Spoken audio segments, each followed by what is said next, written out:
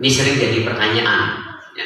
Apalagi kalau keliling bukan momen-momen tertentu, ya, seperti perayaan-perayaan atau peringatan hari raya, itu sering sekali menjadi satu pertanyaan.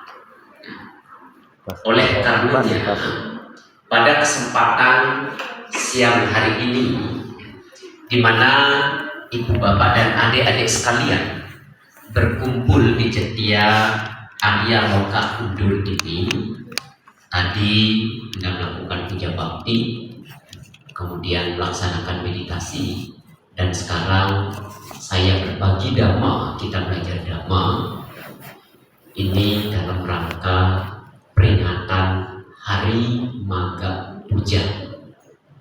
Nah, Hari Magha Puja ini jatuhnya nanti pada tanggal 12, yaitu bertepatan dengan Cap Gome, ya, penutupan tahun baru Imlek.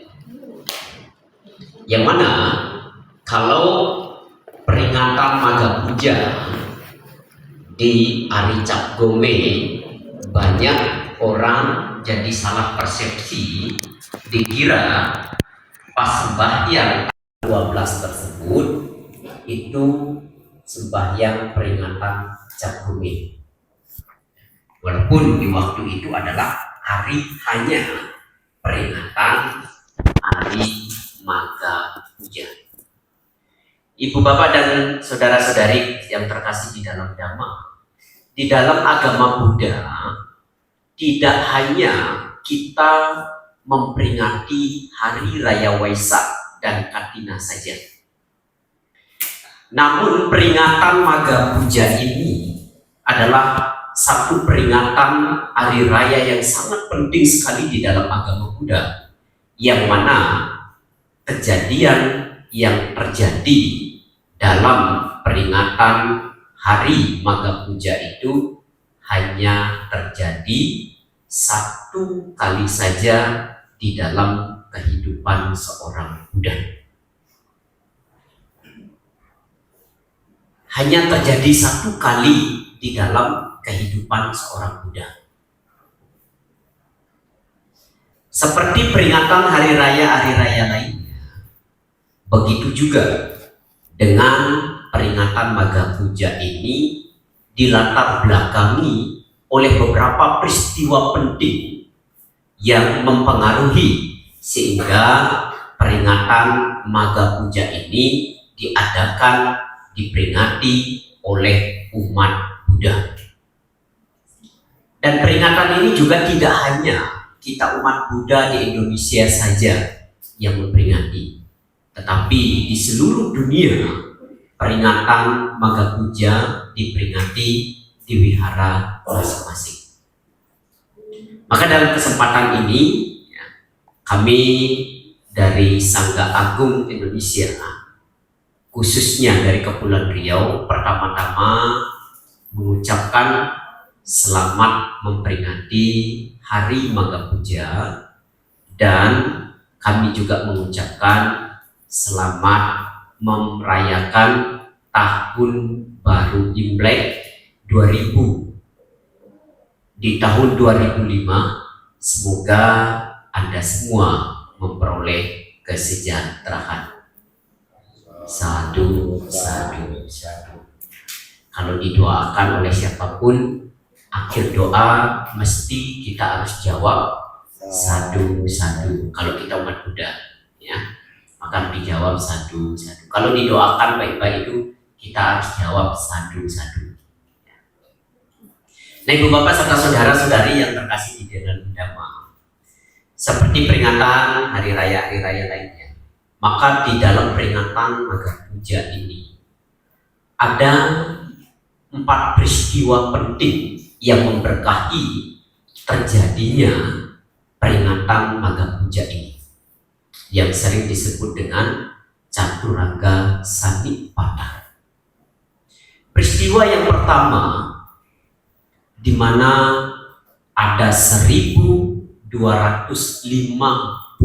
biku atau 1250 para bante, yaitu mereka datang atau berkumpul di wihara Welu Wana Arama di Rajagaha, tempat Buddha berada. 1250 biku ini mereka berkunjung atau berkumpul di wihara Welu Wana Arama. Mereka hadir tanpa ada kesepakatan, tanpa ada buat janji. Kalau ibu bapak, adik-adik di sini sudah ada pengumuman belum hadir di tempat ini? Ada, ya. Sudah ada kabar, ada janji, ada kesepakatan. Nanti jam sekian kita kumpul, ada puja bakti. Tapi 1250 biku ini mereka semua berkumpul tanpa buat janji. Nah, kenapa ini bisa terjadi? Itu merupakan salah satu keajaibannya, peristiwa pentingnya. 1250 itu berkumpul para biku itu tidak mudah. Dan peristiwa yang kedua, 1250 biku yang datang ke wihara Welu Wana Arama tersebut semuanya menjadi biku di Upasampada oleh Buddha Gautama, dicucia oleh Buddha Gautama. 1250 biku ini mereka semua menjadi bante, mereka semua menjadi suku. Itu gurunya langsung yang menjadikan mereka biku atau bante adalah Buddha Sakyamuni, atau Buddha Sakyamuni. Karena pada zaman Buddha dulu tidak hanya Buddha yang mengupasampada seorang umat untuk menjadi biku, tapi ada juga murid-murid Buddha yang menjadikan para mereka yang ingin menjadi biku juga diupasampada oleh murid Buddha itu sendiri. Seperti 60 arahat yang disebar oleh Buddha untuk mengajarkan Dhamma, mereka diperkenankan untuk mengupasampada siapapun yang memiliki keyakinan dan ingin menjadi biku, ingin menjadi bante, maka 60 arahat tersebut memiliki hak untuk menjadikan orang tersebut menjadi biku, untuk menjadi bante. Nah, peristiwa yang ketiga, 1250 biku ini yang hadir tersebut semuanya adalah arahat. Tahu arahat nggak? Orang suci. Orang suci, orang yang tidak akan mengalami proses kelahiran dan kematian kembali. Karena mereka semua sudah memadamkan 3 akar kejahatan, kebencian, keserakahan, dan kegelapan batin. Akar dosa, loba, dan moha itu sudah tidak ada lagi. Maka 1250 biku ini semuanya adalah arahat. Orang sudah mencapai tingkat kesucian paling tinggi, sudah tidak mengalami kelahiran maupun kematian. Kalau masih Sotapanna, ya tingkat kesucian pertama, Sakadagami tingkat kesucian kedua, dan Anagami tingkat kesucian ketiga, itu masih mengalami kelahiran kembali. Tetapi kalau sudah menjadi seorang arahat, maka tuntaslah kehidupan ini, tidak ada lagi penderitaan.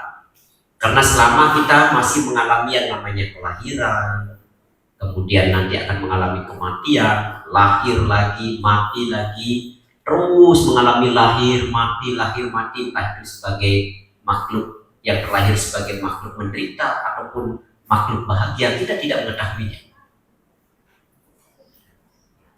Maka kita umat Buddha ini, tujuan terakhir kita yaitu untuk mencapai kebahagiaan sejati, agar kita tidak mengalami penderitaan, agar kita tidak mengalami lagi yang namanya sengsara, sudah terbebas.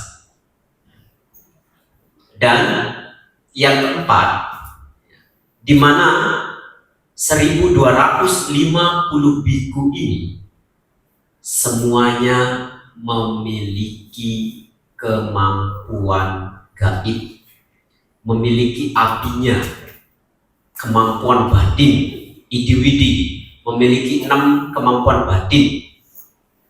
Salah satunya bisa membaca pikiran, bisa tembus dinding, bisa tembus tanah, bisa keluar dari dalam tanah. Tembok yang tebal pun bisa seperti kita berjalan biasa tanpa ada tembok. Bisa terbang di angkasa. Kalau adik-adik bisa terbang nggak? Masa nggak ada? Bantainya bisa terbang di angkasa. Naik pesawat. Kalau 1250 biku ini juga mereka bisa jalan di atas air. Bante juga bisa. Tadi juga jalan dari Moro ke sini atas air. Bisa tidur lagi di atas pancung. Tapi naik pancung, naik speedboat. Tapi kalau 1250 biku ini, mereka benar-benar bisa berjalan di atas air. Air itu seperti daratan biasa. Maka kalau Anda melihat ada orang memiliki kemampuan-kemampuan, bisa baca pikiran orang, ya, bisa terbang di angkasa. Zaman Buddha dulu para biku itu rata-rata memiliki kemampuan itu. Bahkan mungkin sekarang pun juga ada. Cuman para biku nggak boleh pamer. Kalau mereka mengatakan diri punya kemampuan, walaupun mereka memilikinya, itu tidak boleh dan dianggap satu pelanggaran berat. Dianggap melakukan satu pelanggaran berat, ya. Jadi tidak boleh, sekalipun mampu seorang biku nggak boleh. Tapi sudah nggak mampu, ngarang-ngarang mampu, itu lebih parah lagi, ya. Sudah nggak mampu, sudah nggak tahu, malah ngaku punya kesaktian, bisa ngeramal, itu lebih tidak boleh lagi. Bahkan orang yang memiliki kemampuan sama sekalipun, mereka tidak diperkenankan. Kenapa? Kalau para biku hanya menunjukkan kekuatan batinnya, hanya menunjukkan kemampuan gaibnya, umumnya nanti para umat tidak percaya dengan dharma, tidak percaya dengan ajaran Buddha. Yang dipercaya adalah individu personal yang dipercaya kemampuannya saja, kemampuan gaibnya. Orang tidak akan percaya dengan ajaran atau agama, ajaran Buddha tersebut. Maka itulah tujuan Buddha melarang dan tidak memperkenankan seorang biku menunjukkan kemampuan ataupun mengaku memiliki kemampuan sekalipun orang itu mampu, supaya tidak merusak dhamma atau keyakinan umat. Contoh nyata saja, kalau ibu bapak, ya, ada dari beberapa biku atau beberapa suhu atau beberapa bante, di antara suhu, bante atau biku tersebut ada saja satu, misalnya Anda ketahui ada memiliki kemampuan, maka Anda hanya akan yakin pada satu biku tersebut. Anda tidak lagi yakin sama biku-biku yang lain. Kenapa? Karena Anda hanya meyakini personal dan kemampuannya, bukan pada namanya, bukan pada ajarannya. Maka untuk itulah Buddha melarang, ya, para biku untuk menunjukkan kemampuan sekalipun mereka mampu atau memiliki kemampuan tersebut.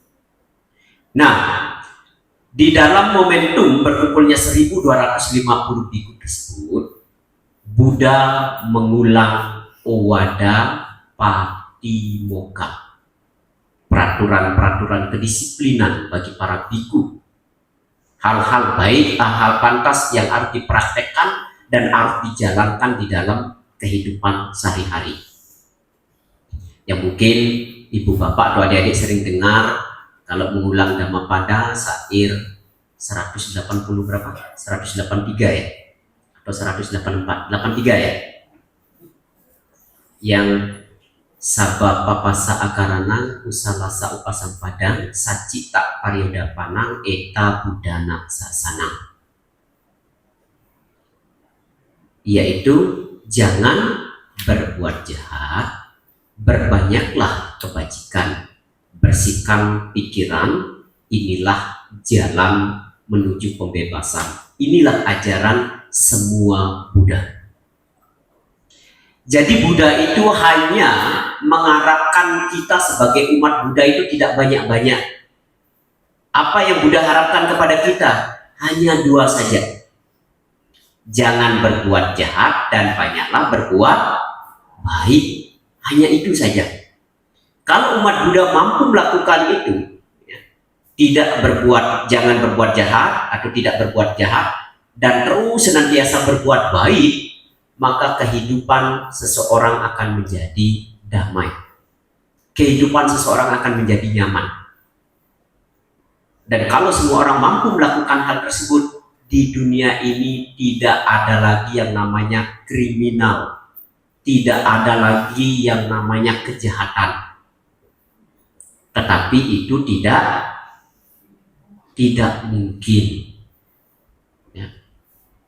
Ada orang baik. Kenapa disebut ada orang baik? Karena ada orang jahat. Kenapa disebut ada orang kaya? Karena ada orang miskin. Kenapa ada orang disebut orang pintar? Karena ada orang bodoh. Kenapa disebut ada bos atau majikan? Karena ada kang nang.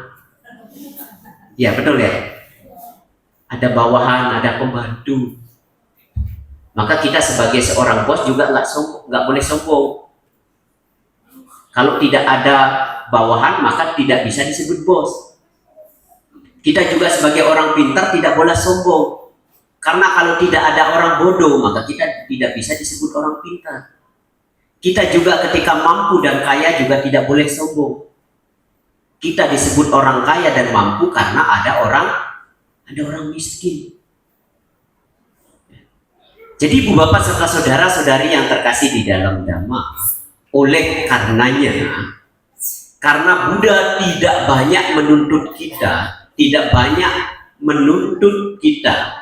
hanya dua hal ini. Jangan berbuat jahat, berbanyaklah kebajikan.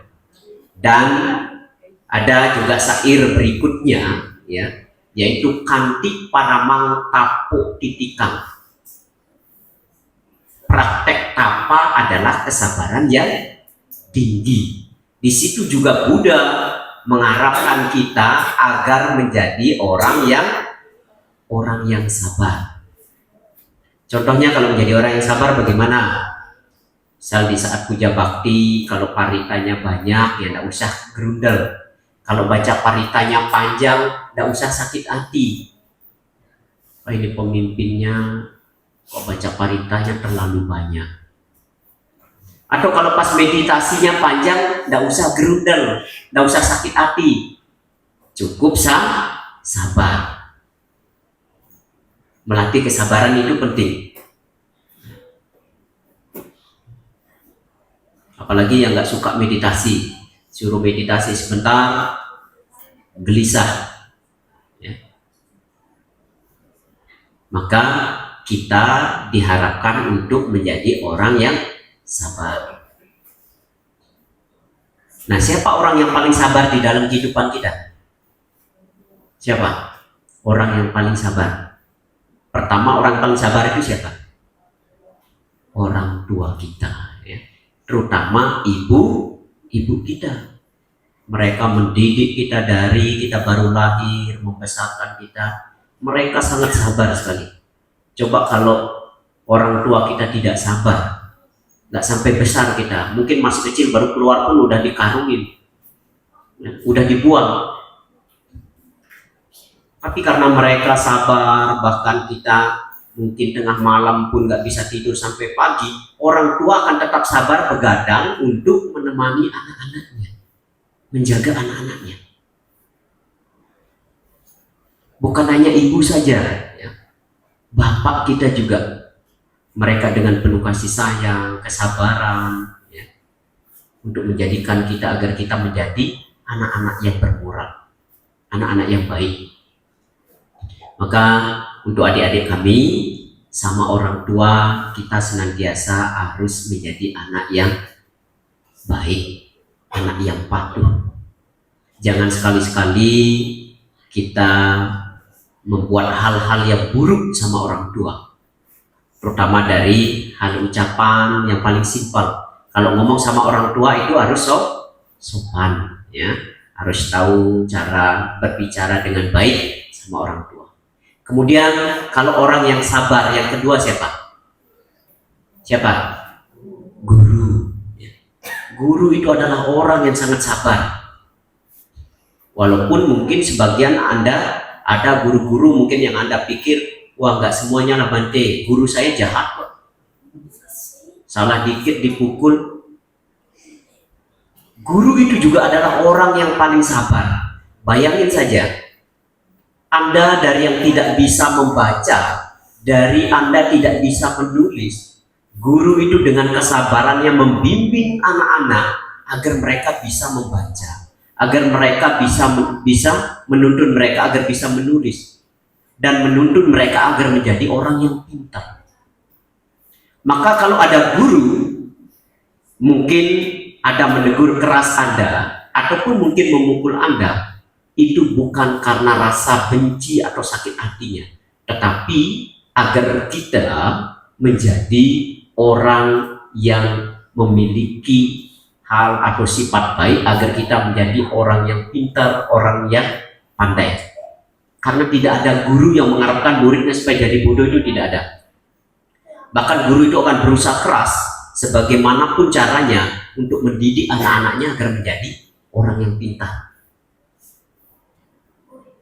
Menjadi orang yang pintar.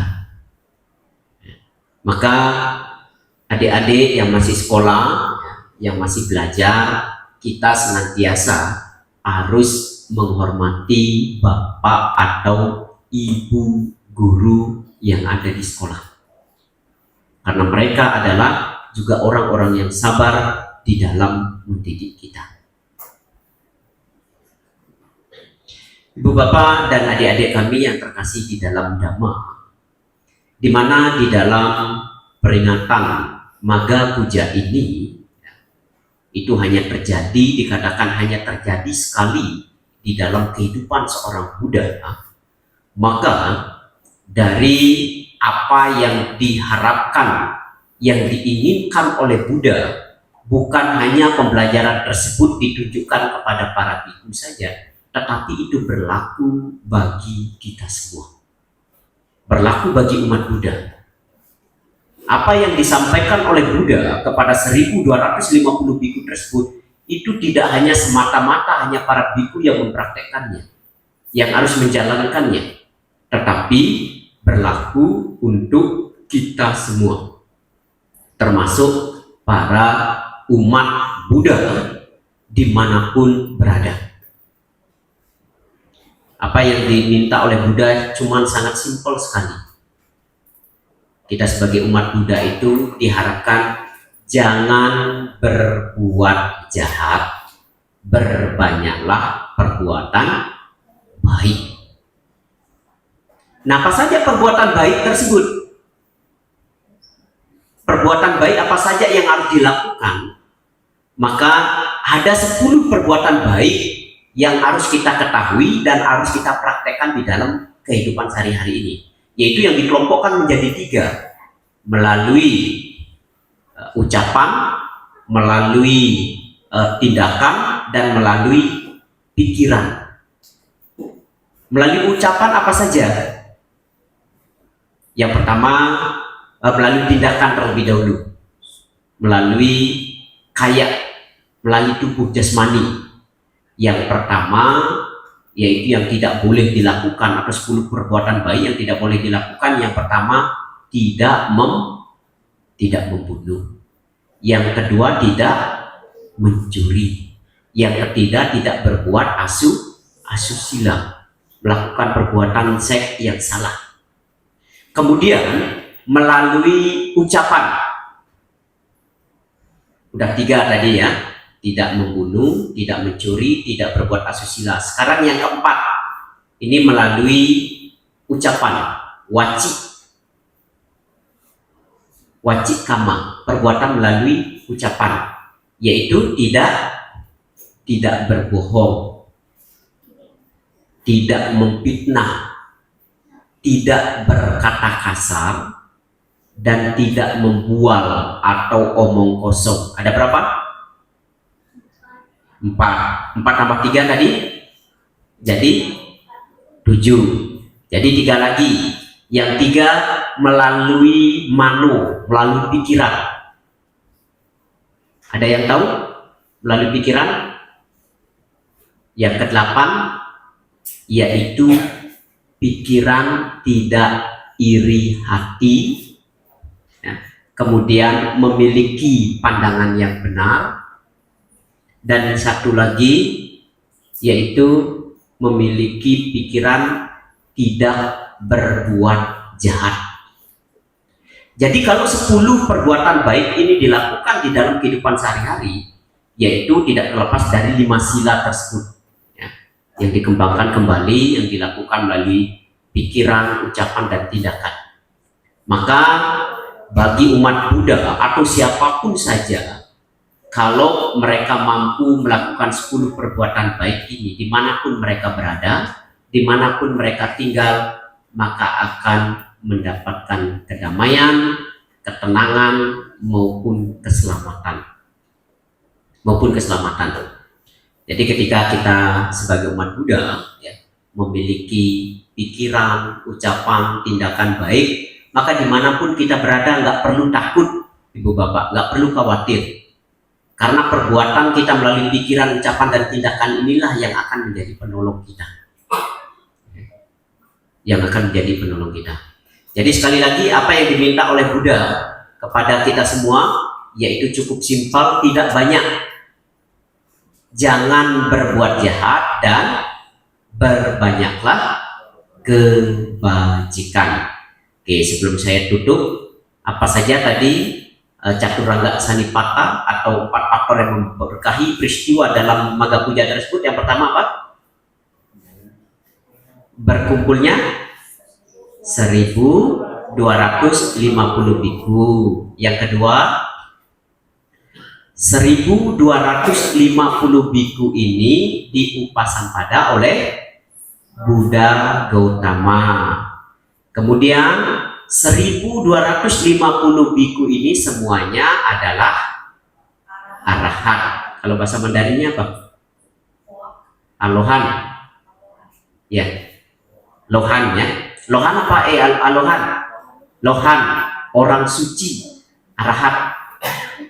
Kemudian yang keempat, 1250 biku ini semuanya memiliki abinya, kekuatan batin. Jadi demikian yang dapat kami sampaikan. Sekali lagi, mari kita senantiasa untuk selalu berbuat baik. Jangan berbuat jahat, berbanyaklah kebajikan. Karena dengan berbanyak perbuatan kebajikan inilah nanti yang akan mengantarkan kita menuju pembebasan. Sekali lagi kami ucapkan selamat memperingati Hari Magga Puja.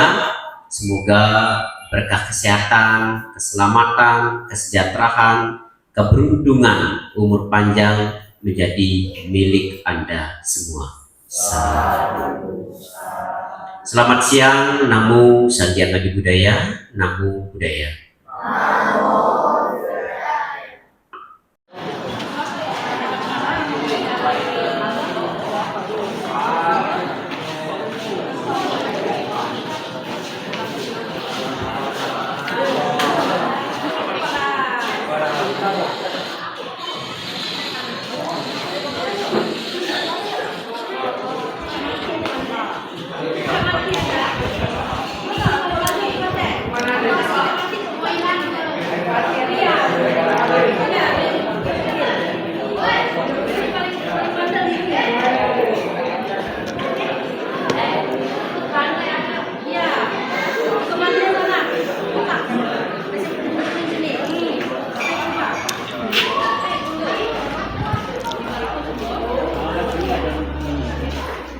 500 ya sampai sama pasir. 500 cukup.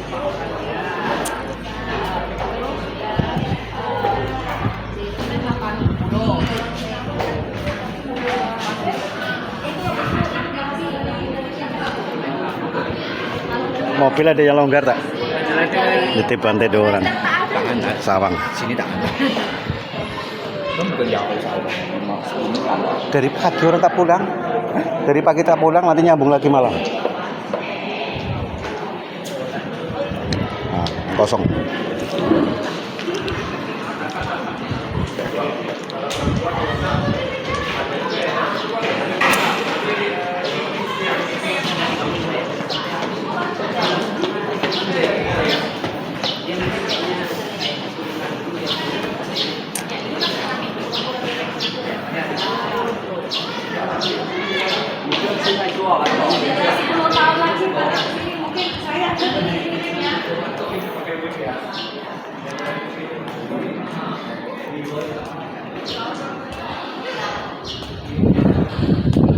Jangan berserak makanan di situ ya. Nanti semut pada naik. Makan. Nanti dibersihkan.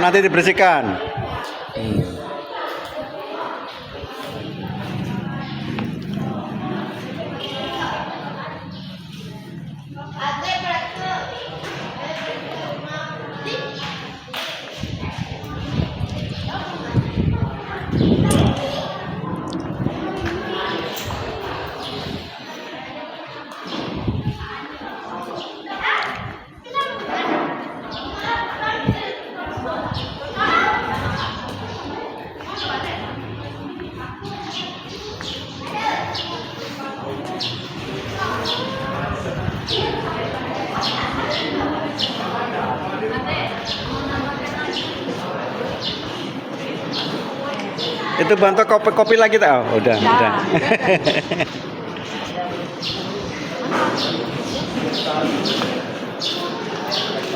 Aku pentas dulu ya.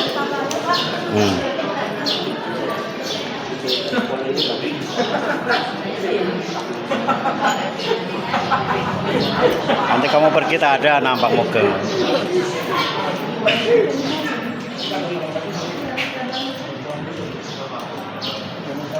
Oh iya lah, Nanti Juniati udah pulang sama si Ana. Kami berdua boleh apa? Bakal apa?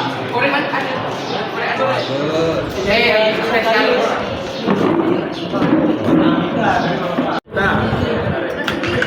10 juta zaman itu loh.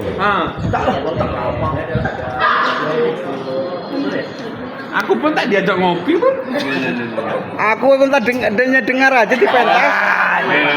Memang adik itu. Ini bahaya ini. Dengar di pentas itu aja diumumkan.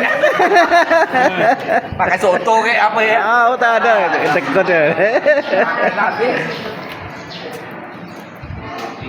Itu harusnya kemarin tuh 15 juta. Ada satu motor ya nggak jadi. Kayak apa sih jalan? Santai juga. 200. Sampai di sekolah Pak D beruntung Pak D tuh. Habis nih. Makan lah. Entah kamu mau buat beli apa? Habis pada ngomong aja Pak D beruntung Pak D. Siapa? Ya itu loh. Ini tadi bukan. Bahaya nanti tahu-tahu dapat gimana? Tahu-tahu tidak buang saya pegang, saya lihat kok dapat. Beruntung.